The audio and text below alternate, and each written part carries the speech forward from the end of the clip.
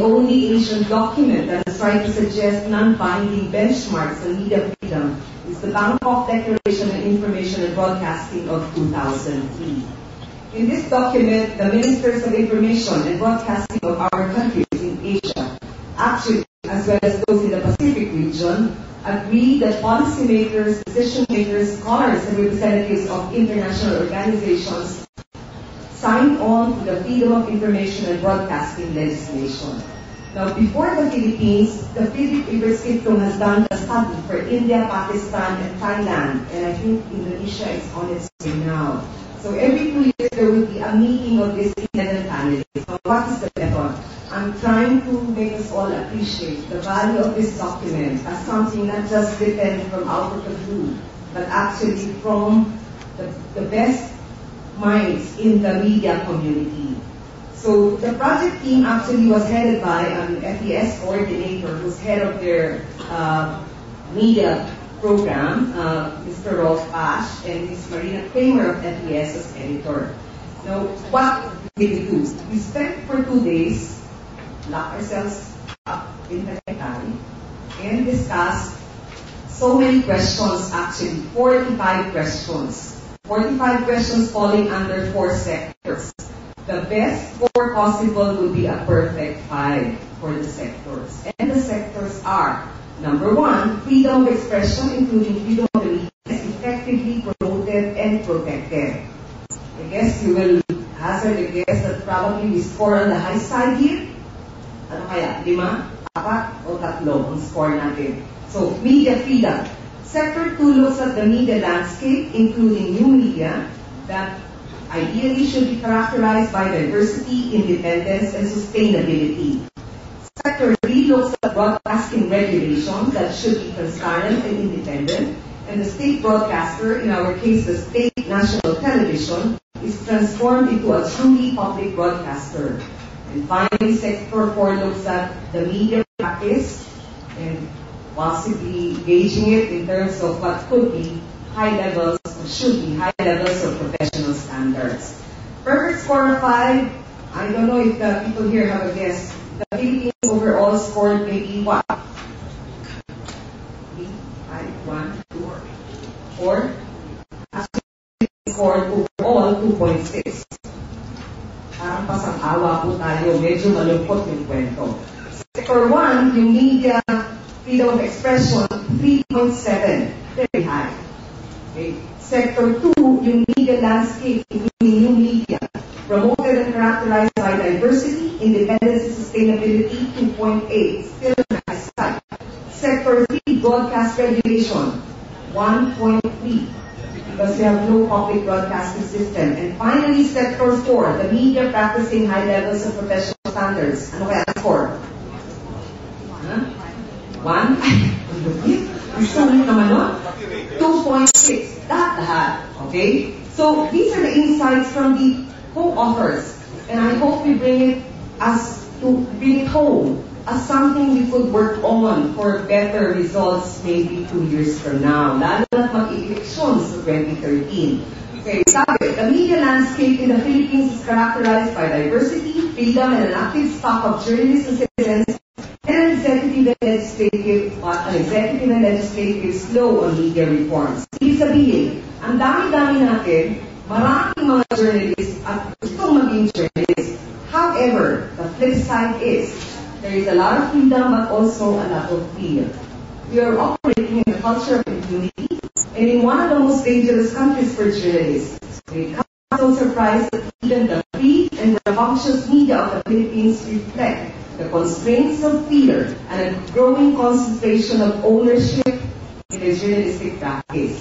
Ano po yung numero? Kasi the PCIJ did some research para may background data. Okay, overall, total number, latest data, official records and private media tracking records, 580 newspapers nationwide, 49 magazines, 392 AM stations, 782 FM stations, 352 television stations, 988 cable stations, 304 internet service providers. It's a very crowded community for the same composite audience that remained rather small for a country of 92 million Filipinos.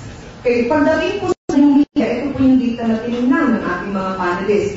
4.3 million ISP subscribers, internet users, however, are on the high side, 29.7 million. And cell phone owners or subscribers, ano po kaya? 83.1 million. So practically 8 in every 10 Filipinos have a cell phone. So malaking challenge po yun. Kaya ang sabi ng mga panelists, within this context, the courage of many journalists, fear and freedom. Fear and freedom. The courage of many journalists is as remarkable as the lack of self-criticism of the media that remains deplorable. We have the press council, we have the standards authority of the KPP, but very few cases are brought in or even brought to conclusion and restitution. Kung ano man yung suliranin o complaints noong nagpahayag ng kaso. For unionization of the journalistic workforce outside the top television networks, newspapers leaves journalists in small cities and rural areas exposed to the whims of publishers. Survival has become the excuse for some of our colleagues in the region and kung ating boots on the ground to actually part with integrity and independence. They have take sides in politically acute situations, katulad po ng naganap sa Maguindanao. Katulad po ng nagaganap sa mga lugar kung merong order-hand politics. The Philippines has no independent broadcasting regulator, and in Latin some Asian countries, community radio stations have not taken off, and usually serve only communities of interest and small geographical communities. The observation from the broadcast media co-authors has been, it used to be that politicians come in as stockholders. Now politicians are coming in as owners of radio stations and small newspapers. Now let me just summarize in short yung balancing po o yung dilemma po natin ng fear and freedom. As of the last count, we have 124 journalists killed in line of duty since 1986. A total number 149 about. Yung 150 na tayo rin. Masyadong mabilis po tumatakbo yung numero. But of these cases of media killings, only about a dozen have progressed to court. And they are actually crawling or sometimes not moving at all. Ito po yung mga suliranin. Sabi nila, pretty not so pretty yung picture. These are the positive developments. We accept the need for ethics in our newsroom. There is a growth of media advocacy groups. We ourselves know that self-regulation is very important. We are aware of the challenges from the internet revolution agree, and that is why we're transforming our newsrooms from newspaper agencies to news media agencies.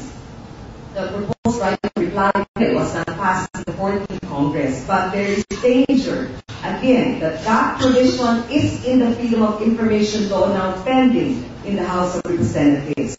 And I think we have to take action here as a community. There is plan to transform public broadcasting into a public broadcasting agency, and antitrust laws are in the pipeline. The negative developments.